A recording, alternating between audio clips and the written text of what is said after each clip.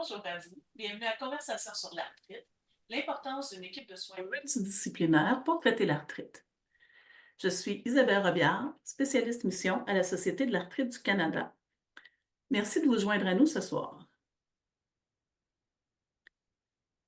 Puisque nous nous réunissons pour cet événement à partir de nombreux endroits, je tiens à souligner que le territoire sur lequel je me trouve est le territoire traditionnel des peuples Kanien'kehá:ka, Mohawk Nation, et Haudenosaunee. Aujourd'hui, ce lieu de rencontre est le foyer de nombreux peuples et je suis reconnaissante d'avoir la possibilité de travailler et de partager cet espace sur le territoire.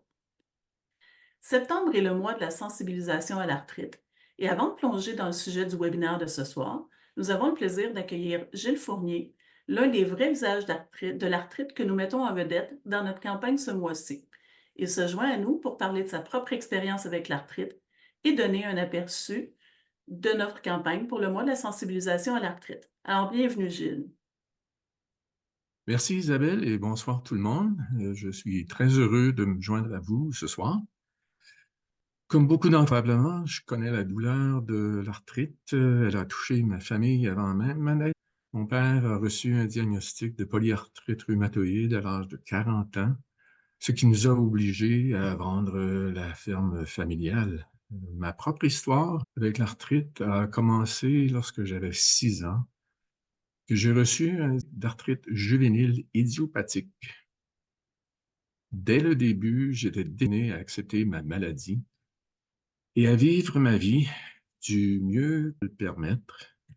C'est d'ailleurs ce que j'ai fait pendant de nombreuses années et demeuré physiquement actif.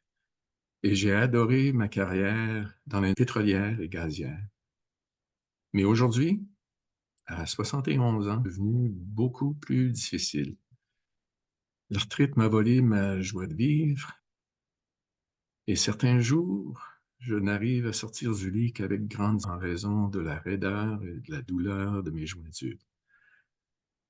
La chose que je ne peux plus faire est plus longue que celle des choses que je...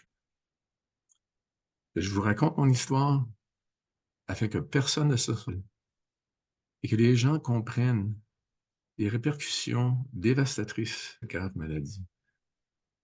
C'est pourquoi la campagne du mois de la sensibilisation est si importante. L'arthrite ne fait pas que causer de la douleur. Elle vole la mobilité, le gagne-pain, l'indépendance, la santé mentale, les carrières. La perte diffère d'une personne à une autre. Nous présentons 6 âges de l'arthrite, de personnes de tous âges et partout au pays, mettant en lumière ce que l'arthrite leur a volé. La sensibilisation est le changement, et je veux faire partie de ce changement. Le mois de la session à l'arthrite se poursuit jusqu'au 12 octobre et je vous invite à vous joindre à nous, arthrite.ca/vol. Apprenez comment vous pouvez prendre en charge votre arthrite, plaider en faveur du changement et soutenir la recherche novatrice et d'autres initiatives cruciales. Ensemble, nous pouvons faire une vraie différence et aider ce que l'arthrite a volé. Merci. Merci infiniment, Gilles, de nous aider à sensibiliser les gens à cette maladie. On sait qu'elle est malheureusement encore trop peu connue, malgré le grand nombre de personnes qui en souffrent. Alors, avant de commencer notre webinaire de ce soir, quelques informations logistiques. Alors, ce webinaire est plus facile à visionner sur un ordinateur portable ou de bureau. Si vous éprouvez des difficultés techniques, veuillez envoyer un courriel à questions au singulier @arthrite.ca. Pour adresser votre question à notre invité, cliquez sur Questions-réponses au bas de l'écran. Nous essaierons de répondre au plus de questions possibles à la fin de la présentation. Vous pouvez cliquer sur la fenêtre Converser qui se situe aussi au bas de l'écran pour échanger avec d'autres participants et avec les modératrices de la Société de l'arthrite du Canada. Pour quitter la boîte de questions du clavardage, cliquez sur l'icône rouge dans le coin gauche de la fenêtre. Le webinaire est enregistré et nous vous ferons parvenir un lien de l'enregistrement et des diapositives qui seront présentées ce soir dans les prochains jours. Je tiens d'abord à remercier Pfizer ainsi que nos autres commanditaires de la série de webinaires Conversations sur l'arthrite. Alors, l'arthrite affecte notre quotidien de multiples façons. Il est souvent difficile d'obtenir des réponses à des questions comme quel exercice serait bon pour moi? Comment est-ce que je peux prévenir les chutes? Comment est-ce que je peux organiser mon espace de bureau pour limiter les douleurs en fin de journée? Heu, je suis déprimée, j'ai peur pour l'avenir, est-ce que quelqu'un peut m'aider? On sait qu'il existe différents professionnels de la santé, mais c'est pas toujours évident de les consulter, de savoir qui consulter. Alors ce soir, nous sommes ravis d'accueillir Yo-Yo Kwok, ergothérapeute au programme de rhumatologie du Centre de réadaptation Constance Lethbridge, qui nous aidera à mieux comprendre qui peut nous aider et comment dans notre parcours avec l'arthrite. De nombreuses questions que nous avons reçues à l'avance portaient sur des thèmes similaires. Nous les aborderons donc en premier lieu avant de procéder à une séance de questions-réponses en direct. Nous essaierons ensuite de répondre au plus grand nombre de questions possibles. Cependant, en raison de la nature générale du webinaire, il nous est impossible de répondre à des questions spécifiques concernant votre condition personnelle. Ce que nous espérons, c'est que le webinaire va vous donner des outils pour discuter avec votre professionnel de la santé et obtenir des renseignements pour votre propre plan de traitement. Aussi, euh, nous avons entendu vos commentaires qui disaient que ça serait vraiment une bonne chose que ces services de professionnels de la santé soient gratuits. On sait qu'au Québec, c'est pas le cas. Ni Yo-Yo ni moi n'avons de pouvoir décisionnel dans ce sens-là. Alors, il nous sera impossible de vous dire pourquoi c'est pas gratuit. Mais je peux vous assurer que Yo-Yo va tenter de vous donner le plus de ressources communautaires possible et des conseils pour maximiser les rencontres. Alors, maintenant, on va commencer. Tout d'abord, bienvenue à notre invité, Yo-Yo Kwok. Yo-Yo, sachant à quel point l'accès aux médecins est difficile en ce moment, qui d'autre peut nous aider à gérer les défis quotidiens quand on vit avec l'arthrite?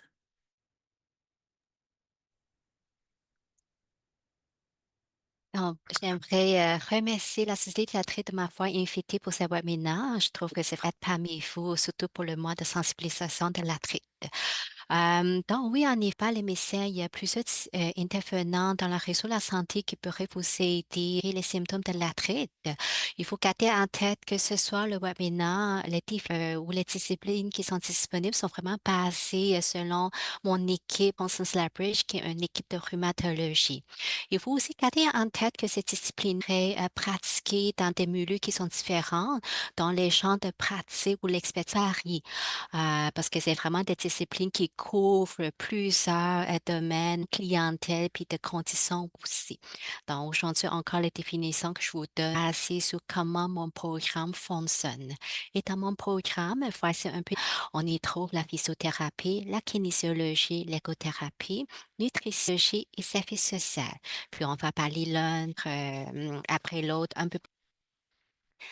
Commençons avec les physiothérapeutes. Je pense que la physio est le domaine le plus connu dans le réseau parce que quand on a mal, on a difficulté, on a une mobilité réduite, je pense que la majorité des personnes ont se réfléchi à consulter un physiothérapeute dans la communauté. Donc, c'est vraiment une discipline qui va façon physique tout en considérant votre condition médicale, dans votre cas, sans rhumatologie. Puis c'est vraiment le but de réduire le fonctionnement dans votre quotidien. Ici, à notre centre, dans nos programmes, c'est thérapie, c'est vraiment des traitements ou des modalités qui sont plus spécifiques ou dans la musculature qui entoure l'articulation. On a une certaine douleur quand il y a l'inflammation dans l'articulation, les physiothérapeutes regardent les exercices qui pourraient approprier, puis un but soit pour du renforcement, soit un but d'étirement. L'équilibre un peu atteint, on pourrait aussi travailler au niveau de l'équilibre pour des personnes qui aiment l'endurance physique, donc de rester debout plus longtemps, de marcher plus longtemps, des exercices, puis même des fois des exercices de type cardiovasculaire.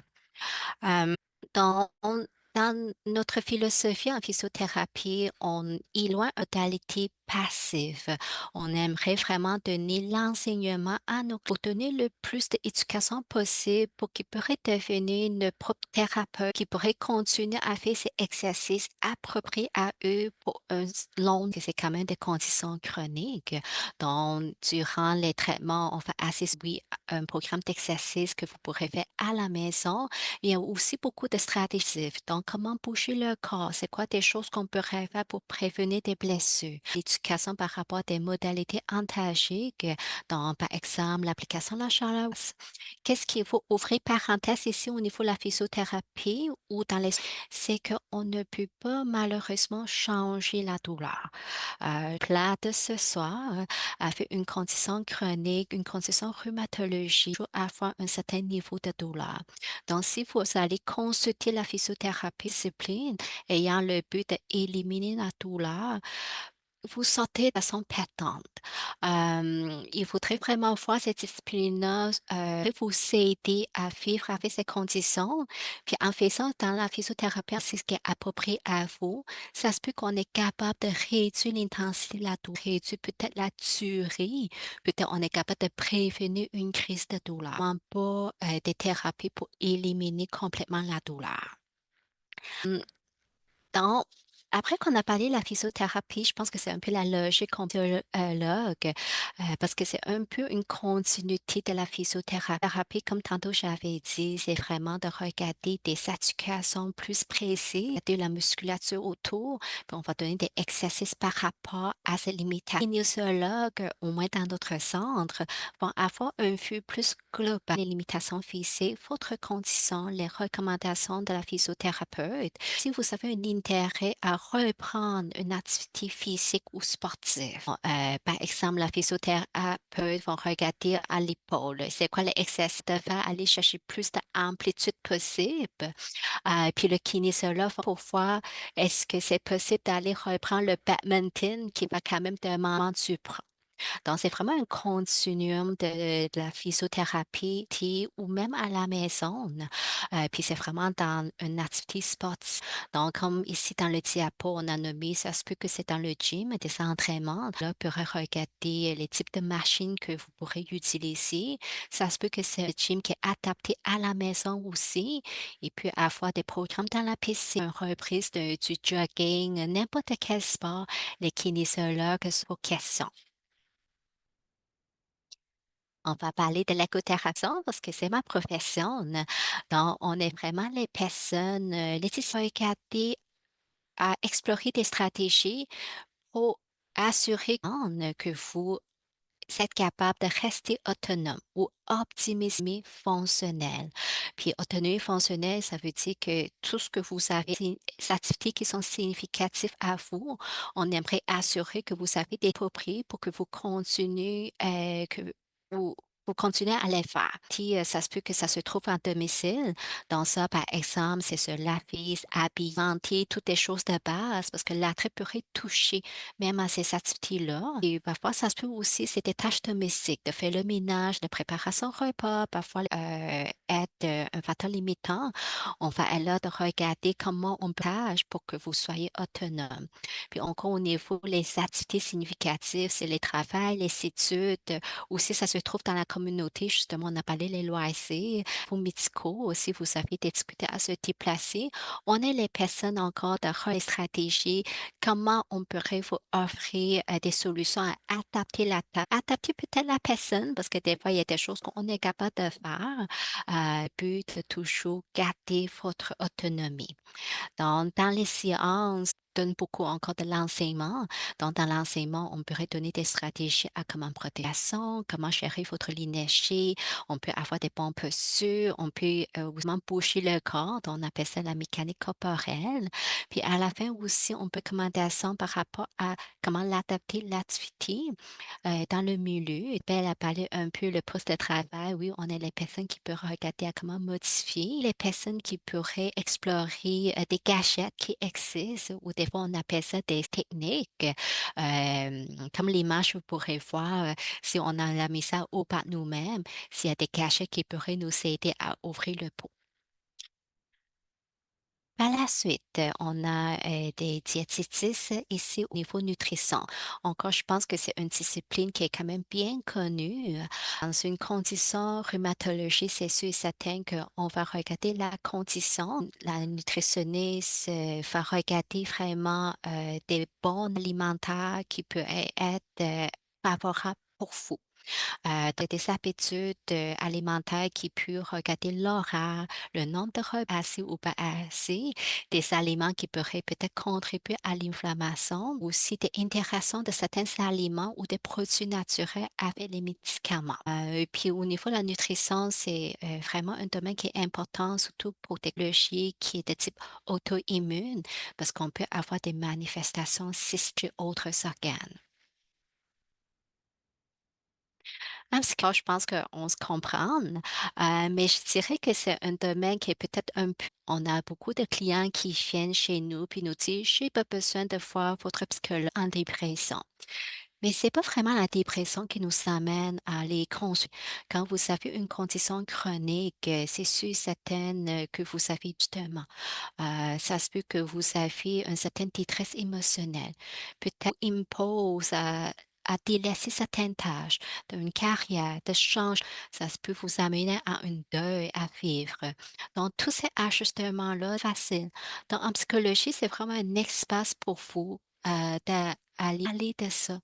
En anglais, on appelle ça un safe space. C'est vraiment un non-jugement qui est là pour l'accueillir, toutes ces émotions, tous ces ressentis. À la suite, c'est vraiment de regarder des stratégies aussi. Est-ce qu'on pourrait vraiment bien... Parfois, on entend ça, puis parfois moi-même, j'ai fait la même chose. On parle d'accepter la condition, mais c'est pas évident d'accepter. On a une condition chronique. Mais des choses qui peuvent être mis en place pour ajuster un peu c'est de comment vivre avec. Puis pour nos clients comme vous, souvent des douleurs, la douleur est pas fun.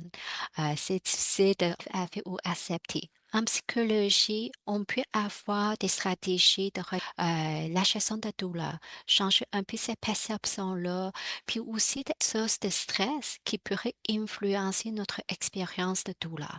Parce que là, juste une douleur physique, la douleur peut être multifactorielle puis il peut avoir émotionnel qui va influencer notre expérience.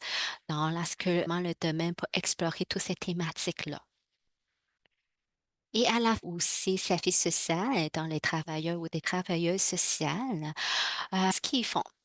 Quand vous vivez avec une condition chronique, comme Gilles a parlé tantôt, c'est pas juste nous. C'est dans l'entourage aussi. Condition, votre douleur, votre fatigue pourrait avoir un impact sur que c'est votre conjoint, les enfants, les amis, les collègues de travail. Des fois, c'est pas évident de tout le temps dire, j'ai mal, je suis fatiguée, et ça, peux-tu le faire? Des fois, ça se peut amener des frustrations. Des fois, ça se peut que vous voir, mais il y a elle est capable de tout faire ça. Pourquoi aujourd'hui elle est plus parce que la douleur est invisible. Ça, c'est un des défis de l'arthrite. Puis, très souvent, c'est invisible. On ne voit pas à l'œil. Donc, parfois, ça se peut qu'il ne comprend pas nécessairement. Donc, pour adresser tous ces aspects rage, les travailleurs et travailleuses sociales sont là. Ils pourraient explorer des stratégies, ils pourraient explorer des façons de partager les tâches, comment déléguer. Puis ça, encore, c'est dans la famille, avec les amis ou au milieu de travail. Aussi, la traite, des fois, pourrait nous imposer à un travail, travailler un peu moins ou carrément être une invalidité qui pourrait en jouer financier dans les travailleurs sociaux sont là pour explorer les ressources qui pourraient être disponibles à vous.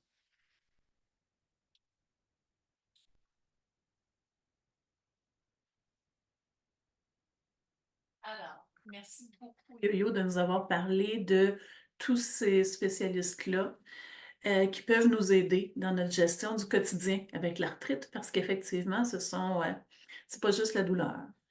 Alors, est-ce que ça peut vraiment aider, par exemple, de consulter différents intervenants? Et comment est-ce qu'ils interviennent ensemble?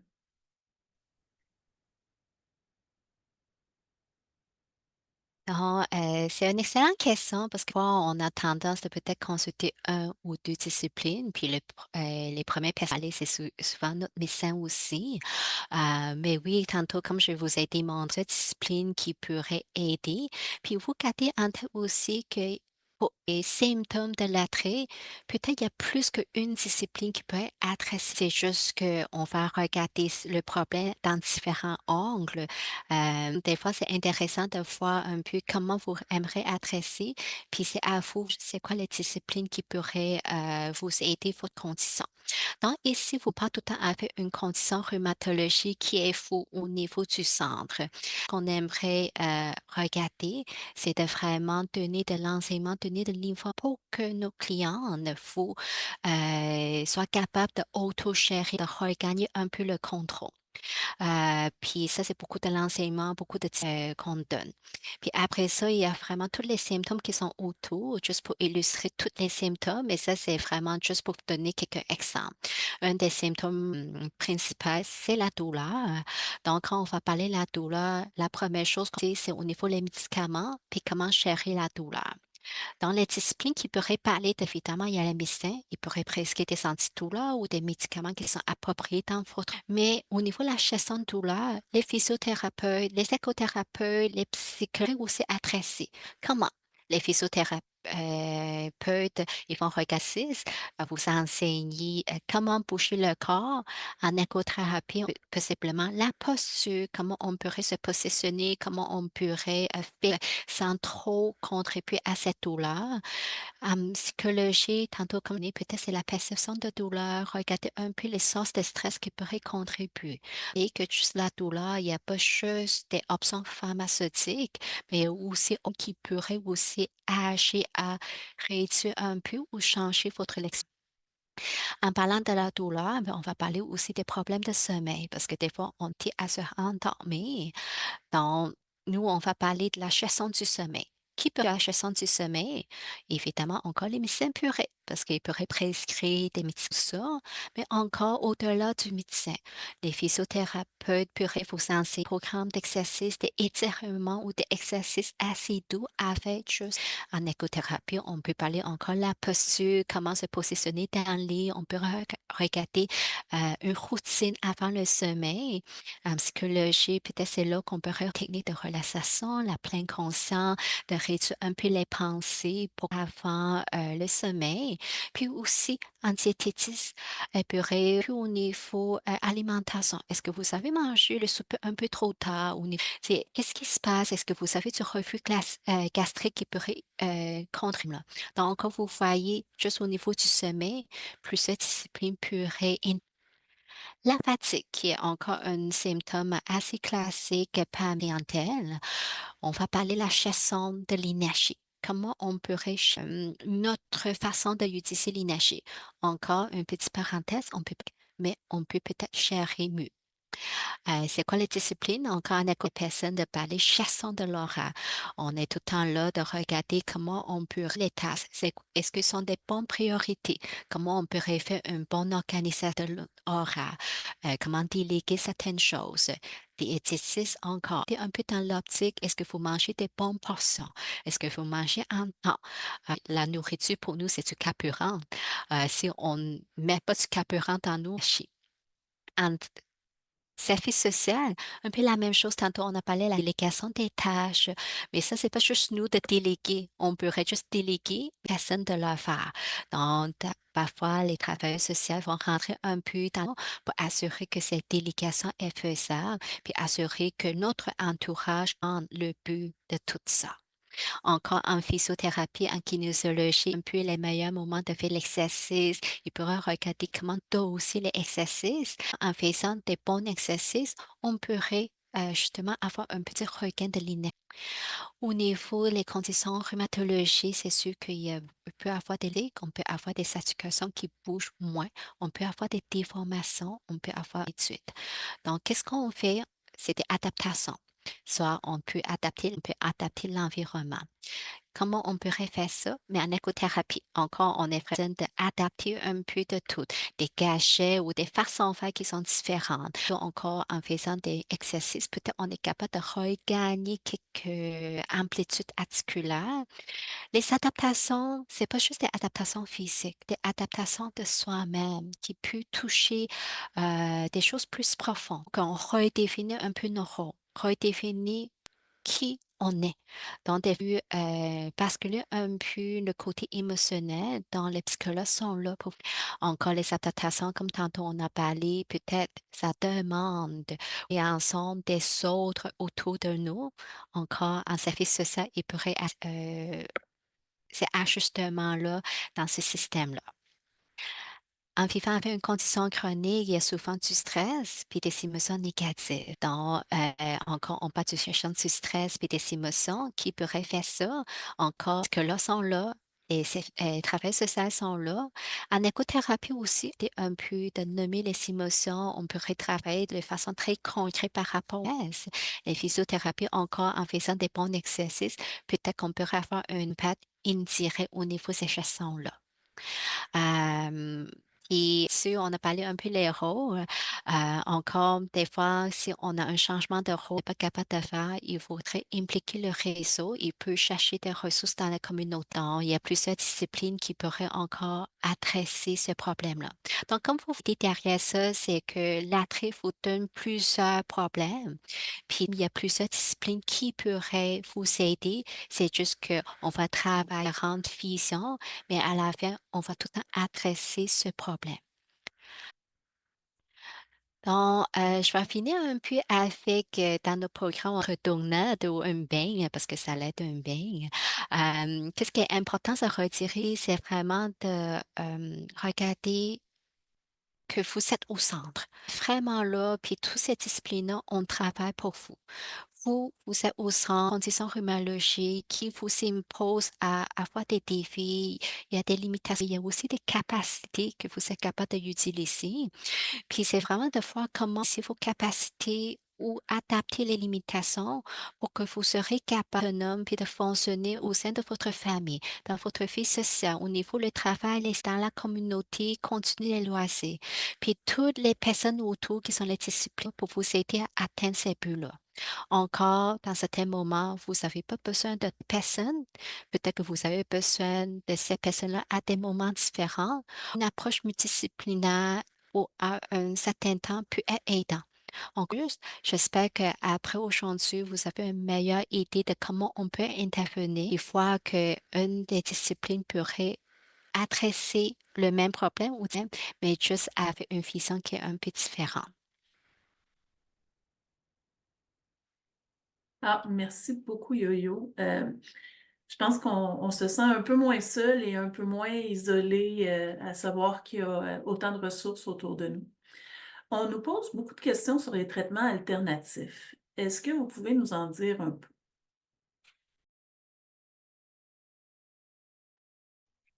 Oui, on va brièvement parler parce que je suis une écothérapeute, j'ai pas eu de formation dans toutes ces disciplines-là, mais je pense que ça vaut la peine de quand même en parler parce qu'en effet, beaucoup de mes clients me oui, il existe des traitements alternatifs, dans entre là, on pourrait penser aux ostéopathie, la chiropratique, acupuncture, homéopathe, puis il y a aussi le cannabis médical.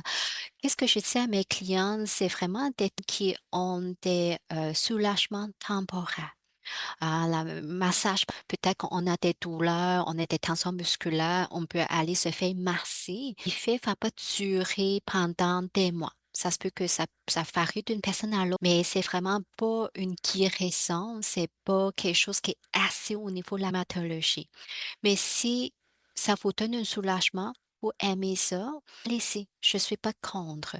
Une des choses, des fois, j'ai fait attention, c'est peut-être dans le massage qui sont plus profonds. Au niveau le chiro, des personnes qui disent le dos, on va craquer le cou. Pour des personnes, par exemple, qui ont la spondylarthrite ankylosante, qui a vraiment des inflammations au niveau de la colonne, des fois, on ne veut pas nécessairement craquer là. Donc, des fois, c'est important de aussi consulter le médecin, d'assurer que c'est vraiment des thérapies qui sont propres à eux. Puis, il faut aussi enseigner. Il y a des, traitements alternatifs ou des intervenants qui ont pas d'ordre professionnel. Pourquoi c'est important d'avoir un ordre professionnel? En effet, ordres professionnels sont vraiment là pour protéger le public. C'est obligatoire quand on a un ordre professionnel comme en écothérapie, c'est obligatoire pour moi d'être membre. Et quand je suis membre, ça veut dire qu'il faut que je respecte des normes éthiques et professionnelles. On a un code de déontologie à suivre. Donc, si j'ai fait des choses qui sont pas des actes réservés en écothérapie, je respecte pas ces normes. Puis si quelqu'un se porte plainte, l'ordre en écothérapie pourrait avoir un dossier pour moi. Pour moi, c'est sûr et certain que ça fait peur un peu, mais pour le public, c'est rassurant parce qu'on pourrait vraiment assurer une qualité de service, puis ils vont aussi assurer que les thérapeutes qui existent dans ce ordre-là sont tout le temps mis à jour dans les nouvelles techniques au niveau de la recherche, les données probantes. Donc, ils assurent vraiment une qualité. Quand on parle d'une association, quand on n'a pas un ordre professionnel, une association, il n'y a pas nécessairement des normes éthiques, il n'y a pas nécessairement un code déontologie. Une association, très souvent, puis c'est pas obligatoire, c'est pas tous les membres, disons pour des massothérapeutes, c'est pas nécessairement pour eux de se joindre à cette association.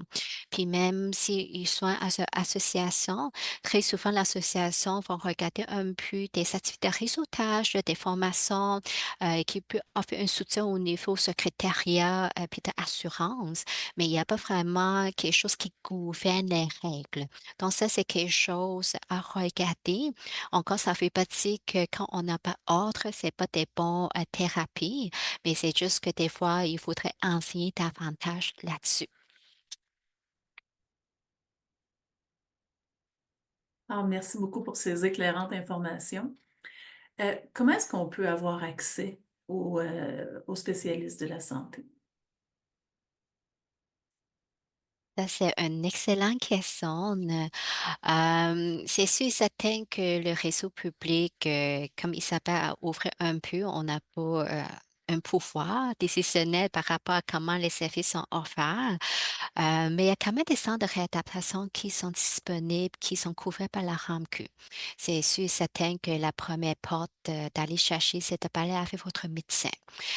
C'est pas tous les médecins, c'est pas tous les rhumatologues qui sont au courant de l'existence de ces centres-là. Donc, parfois, je demande à mes clientes de faire des recherches, puis même des fois d'imprimer le formulaire d'inscription, puis de présenter ça au médecin. Et je suis intéressée pour la réadaptation. Est-ce que c'est possible pour vous de remplir ce formulaire? Euh, je vais parler de mon centre, qui est le centre Constance Bridge, qui est situé à NDG à Montréal. On prend des références des rhumatologues et des médecins de famille. Donc, on prend aussi des autres physiothérapeutes ou des écothérapeutes dans le réseau. Donc, des fois, c'est vraiment de trouver cette porte d'entrée pour quelqu'un de remplir le formulaire. À Montréal, il y a aussi le centre de réadaptation Lucie Pruneau, qui est plus à l'est de l'île de Montréal. Mais il y a aussi un programme qui peut aider au niveau des conditions rhumatologiques. Parfois, dans ces centres-là, parce qu'on est peut-être un des seuls qui a un programme désigné pour la rhumatologie, au centre Lucie Pruneau, il pourrait appeler ça un programme orthopédique ou un programme neuromusculosquelettique. Donc, des fois, il joue avec le nom, mais il prend aussi des conditions rhumatologiques. Au niveau du Rive-Sud, qui dessert un grand territoire, il y a le Centre montérégien de réadaptation. Au niveau de Laval, il y a l'hôpital juif de réadaptation. Au niveau des Laurentides, il y a le centre Le Bouclier, puis il y a plusieurs succursales. Il y a une à Saint-Eustache, il y a une à Terrebonne, donc je n'ai pas toutes les places en tête, mais il dessert vraiment tout ce côté de la Naudière Laurentide. Puis j'ai oublié de mettre dans le diapo, il y a aussi le centre de réadaptation de l'Extrait qui va desserrer plus au niveau de la région de Sherbrooke. Donc, ils sont là, les centres de réadaptation. La liste d'attente peut être longue, mais sont là pour vous aider à gérer la condition rhumatologique. Après les centres de réadaptation, parfois il y a aussi des CLSC. Encore, les programmes peuvent se varier énormément, mais les CLSC sont là.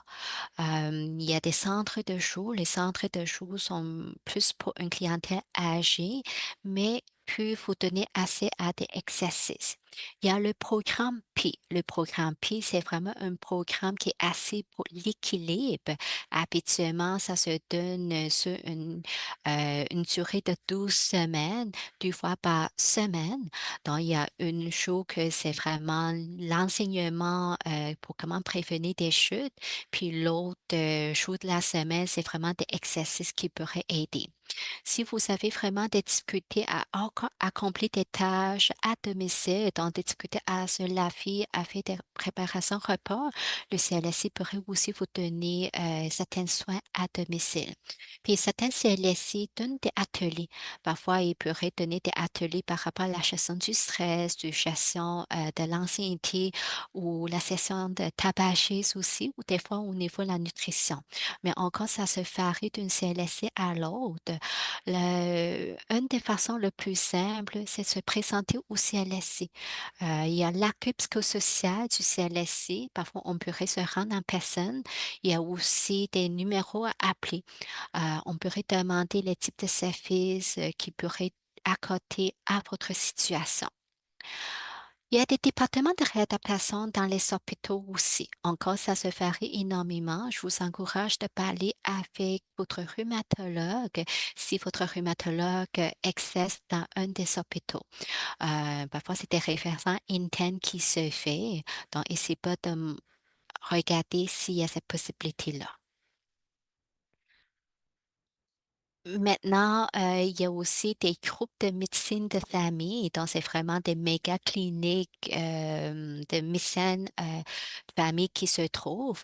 Dans certaines de ces cliniques-là, il peut avoir accès à des psychologues, à un travail social ou même parfois à nutrition aussi. Encore ça se varie. Si votre médecin fait partie d'un groupe de médecins de famille, un GMF, vous pourrez en glisser un mot si c'est des services que vous pensez vous avez besoin. Il y a des cliniques de psychiatrie qui se trouvent, à Montréal, puis il peut si il vous demandez une référence en psychiatrie, désolé, en psychiatrie, puis après la consultation en psychiatrie, si c'est jugé pertinente, il peut avoir des séances de physio qui sont couvertes par la RAMQ, mais ça, c'est pour des personnes qui sont 65 ans et plus. Mais encore ça, c'est une possibilité, offrée dans des cliniques de psychiatrie. Après ça, c'est sûr certain qu'on a tout le secteur privé, qui n'est pas facile parce que c'est quand même des interventions qui peuvent être, coûteux, surtout si on a besoin de consulter plusieurs disciplines. Si vous êtes toujours, sur le marché du travail, vous pourrez voir si vous avez accès à un programme d'aide aux employés, puis habituellement, il pourrait couvrir quelques séances. Si vous avez des assurances privées, vous pourrez aussi regarder si vous avez une couverture à ce niveau-là.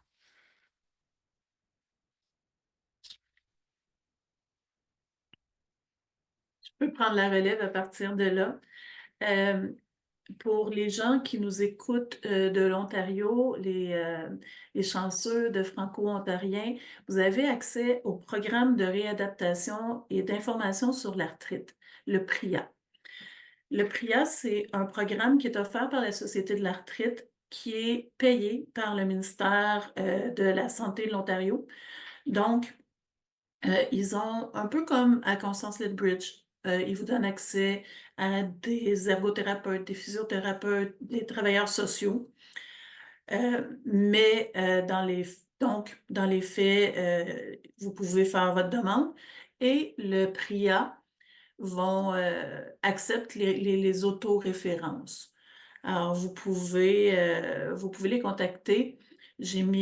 Mais évidemment, c'est seulement en Ontario, malheureusement. On aimerait tous ça, que ça soit disponible partout, mais euh, pour l'instant, ce n'est qu'en Ontario. Alors, vous pouvez les contacter. Le numéro de téléphone est le 1-800-321-1433 et le poste 3307. Sinon, vous pouvez contacter aussi par courriel arep@arep.ca. arthritis.ca pour avoir plus de renseignements. Puis vous pouvez aussi nous contacter par la suite si vous venez d'ailleurs au Canada. N'hésitez pas à nous contacter par la suite à questions@arthrite.ca. Ça nous fera plaisir d'essayer de voir avec vous quelles peuvent être les ressources dans votre région. Mais on a principalement focusé sur le Québec, étant donné que la majorité de nos participants viennent d'ici et que Yo-Yo est d'ici aussi. Alors, merci beaucoup, Yo-Yo, pour la présentation qui était très, très, très intéressante. Euh, je pense que tous les gens cherchent des façons de prendre en charge l'arthrite sans toujours passer par le médecin. Alors, on a quelques belles options. Alors, sans surprise, on a reçu plusieurs questions avant et pendant votre présentation. Mais avant de passer aux questions-réponses, je souhaite rappeler à tous que notre invité d'aujourd'hui ne peut pas poser de diagnostic ni fournir de conseils médicaux personnalisés dans le cadre du webinaire. Donc, on vous recommande de contacter votre équipe soignante si vous avez des questions précises au sujet de votre état de santé ou de votre médication. Alors, Yo-Yo, on a reçu le commentaire qui est revenu le plus souvent, c'est que les soins, quand on n'a pas accès à des assurances privées, très cher.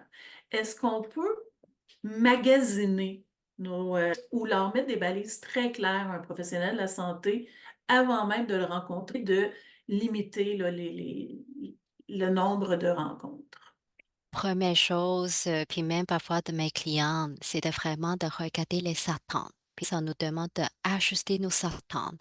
Comme tantôt, un peu, je suis la personne plate, je ouvrais un peu la discussion en disant, on ne peut pas nécessairement éliminer les douleurs. Et vous allez consulter n'importe quelle discipline dans le but de j'aimerais éliminer la douleur. Ça se peut que vous visez un peu un côté qui est difficile à atteindre. Mais si vous dites: «J'aimerais aller consulter la physiothérapie parce que j'aimerais renforcer mes muscles, j'aimerais regagner certaines mobilités», je pense que ça, c'est très réaliste. Des fois, quand on fait face à des déformations au niveau des conditions rhumatologiques, encore c'est des déformations qui sont irréversibles. On ne peut pas changer la donne de ces déformations-là. Parfois, j'ai des clients qui viennent en écothérapie, j'aimerais absolument avoir une orthèse de main parce que j'aimerais que mes mains reviendraient comme ils sont auparavant. Ça, on n'est pas capable de faire. Donc, des fois, je demande à mes clients d'ajuster les attentes vraiment d'avoir des attentes qui sont réelles, puis de discuter avec les médecins, est-ce que c'est possible ou pas? Et par la suite, il y a des ordres, tantôt on a parlé un peu, il y a des ordres physiothérapeutes, ordres psychothérapeutes du Québec. Quand on signe, on pourrait aller sur ces sites web-là, parce que dans les critères de recherche, habituellement, il reste de voir c'est quoi la condition, qu'est-ce que vous aimeriez. Donc, ça pourrait déjà vous guider, faire des thérapeutes qui sont formés dans cette difficulté-là. Puis aussi, il faut faire des temps. Parfois, il faut aussi informer un peu précisément c'est quoi les thérapies, parce que maintenant, il y a tellement de thérapies qui existent, mais il faut assurer que c'est des bonnes sources. Encore, vous êtes là à cause de la société théâtrale, puis la société théâtrale vous donne des très bonnes informations. Le site web est vraiment génial. C'est un site web que je recommande à mes clients de consulter parce que Google est peut-être pas trop fiable. Donc, avant une telle consultation, d'aller étudier des sources fiables pour savoir à quoi attendre. Est-ce que c'est des thérapies courantes ou pas? Et puis, des fois, je dis à mes clients, s'il y a un thérapeute, puis n'importe la discipline, vous garantit, après mes séances, vous n'aurez pas de douleur, on fait un peu attention à ce qu'on vous propose. Merci. Euh, une question qui est revenue, je vous l'avais dit, mais ça va très vite, les renseignements. Pour l'adaptation, est-ce qu'on doit avoir une référence d'un médecin? Oui, ça se peut que les choses sont en train de changer, hein, parce qu'on est dans un réseau public, les choses changent à chaque mois.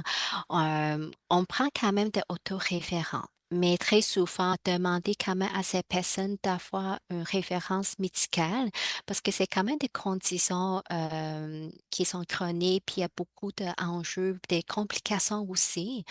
Puis on aimerait aussi savoir, à part la condition rhumatologique, est-ce qu'il y a d'autres problèmes de santé qu'on devrait considérer et faire attention?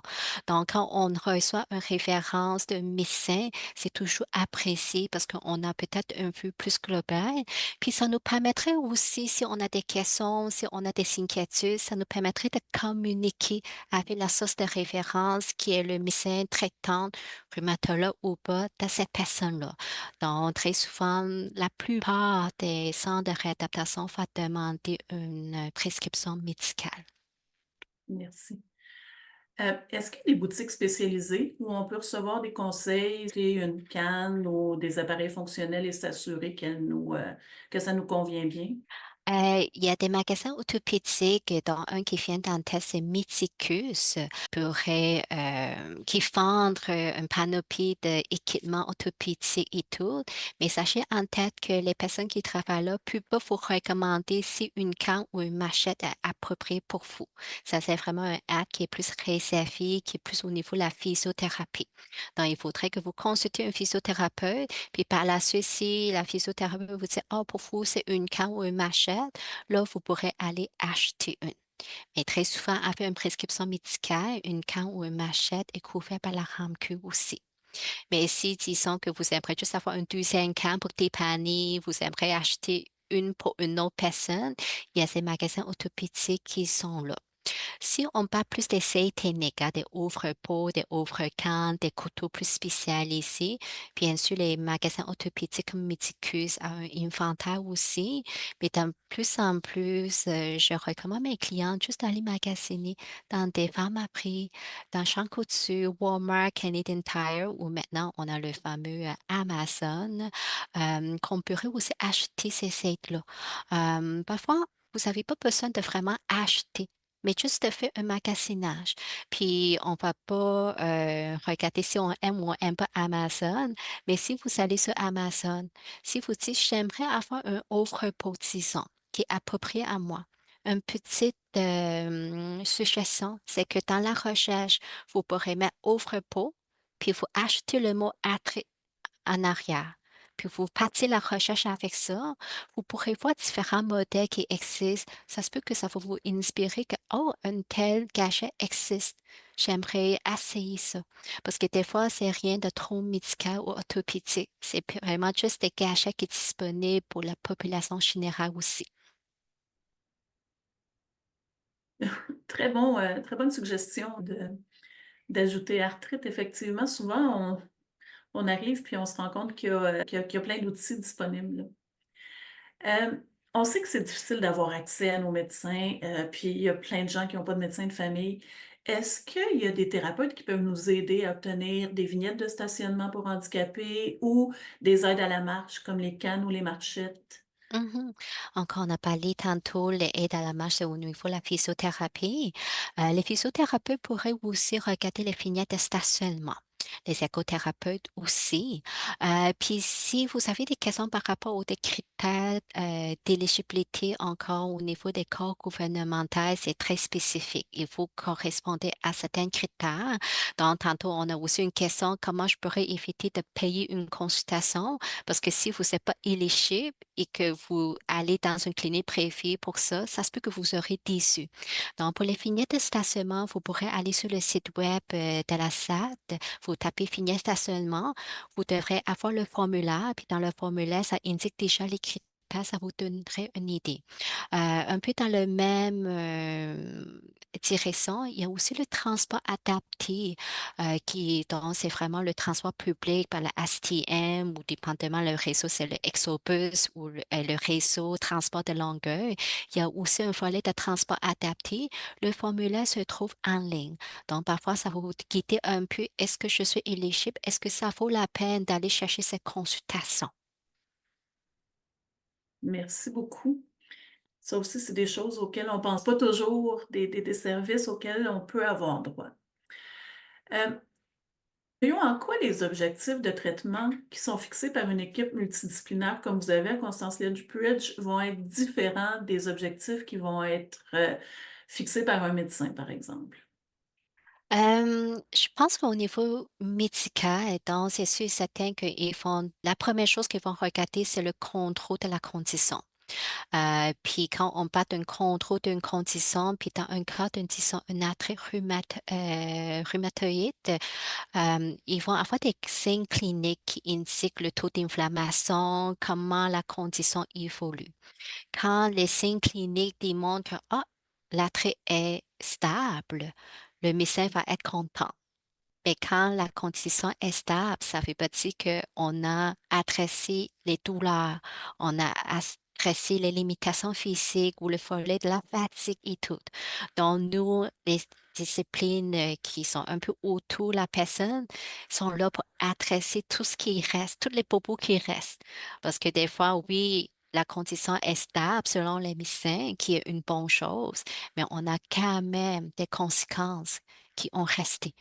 Donc, les thérapeutes autour sont vraiment là pour regarder comment on pourrait diminuer l'impact de l'attrait, malgré qu'il est stable, pour que la personne pourrait continuer à faire les activités puis de demeurer autonome. Et quels sont les défis que vous rencontrez le plus souvent dans le traitement de l'arthrite en tant qu'équipe multidisciplinaire?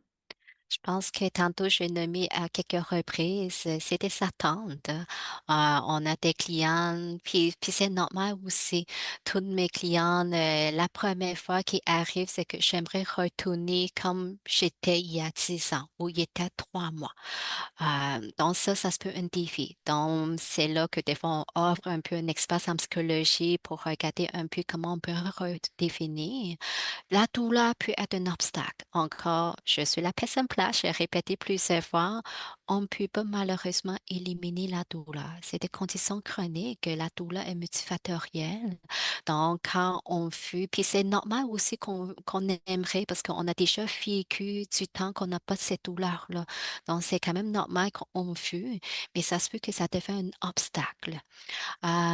Parfois aussi, on a des clients qui font des thérapies plus passives, puis qui reviennent tout le temps. Nous, on va encourager encore, est-ce que vous êtes capable de faire de l'exercice? C'est la raison pourquoi on donne des exercices à domicile pour que les personnes pourraient continuer à la faire. On voit nos clients pour une durée de peut-être 3 mois. À la fin, au congé, les clients sont très motivés. Oui, oui, je vais continuer, mais peut-être à la fin du mois, ils ont déjà oublié ces exercices, puis que les douleurs reviennent. Donc, encore la motivation, des fois, ça se peut être aussi des obstacles. Puis évidemment, des fois, le réseau santé, encore c'est gratuit et peut-être est pas parfait. Donc, on a des manques de ressources, des fois, on a discuté à communiquer avec des médecins. Donc, c'est des choses qu'on voit aussi en réadaptation. Alors, Yo-Yo, au nom de la Société de l'arthrite et des participants de ce soir, je vous remercie infiniment d'avoir accepté de nous offrir ces conseils-là. Parmi ceux qui sont parmi nous ce soir, nous aimerions avoir vos impressions sur la présentation. Vous verrez un court sondage apparaître à l'écran. S'il vous plaît, cliquez sur la réponse qui représente votre opinion. Alors, vous avez le choix entre « Je me sens mieux informé et outillé après avoir participé à ce webinaire ». Les options de réponse sont « Fortement en accord »,« D'accord »,« Neutre » ou « Fortement en désaccord ».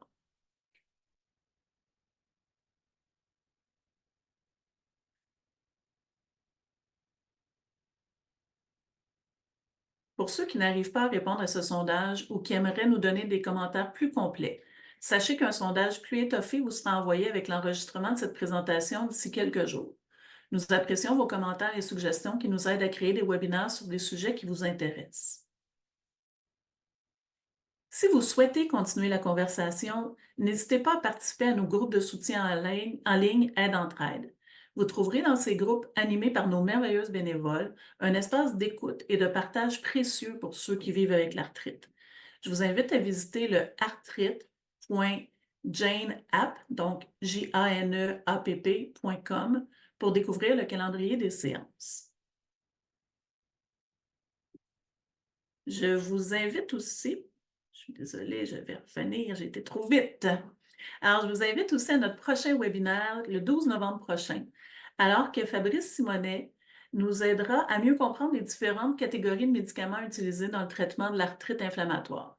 Mes collègues vont indiquer le lien d'inscription dans le clavardage, mais vous pouvez aussi balayer le code QR si ça vous intéresse.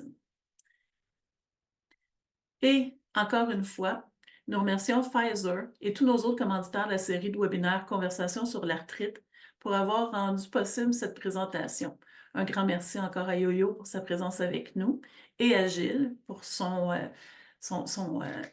témoignage du début qui, je crois, a parlé à plein de gens. Comme nous l'avons mentionné en début de rencontre, le 12 octobre est la journée mondiale de l'arthrite et nous avons besoin de votre aide. Veuillez envisager de faire un don afin de soutenir les initiatives comme Conversation sur l'arthrite. Nous comptons vraiment sur la générosité des personnes comme vous afin d'aider la personne sur 5 qui est touchée par l'arthrite au Canada. Tout aussi important, votre soutien nous aide à financer la recherche essentielle qui nous rapproche de la découverte d'un remède. Il existe une occasion en or de faire une différence encore plus grande. Grâce à la Raymond Chang Foundation, chaque dollar donné d'ici minuit le 12 octobre sera égalé, ce qui double les retombées de votre don. Pour donner, il suffit de cliquer sur le lien dans le clavardage ou de balayer le code QR sur votre écran. Chaque dollar donné fait une différence. Ensemble, on peut reprendre ce que l'arthrite a volé. Alors, en mon nom, au nom de toute l'équipe, je vous remercie d'avoir été des nôtres et nous vous souhaitons une bonne fin de journée.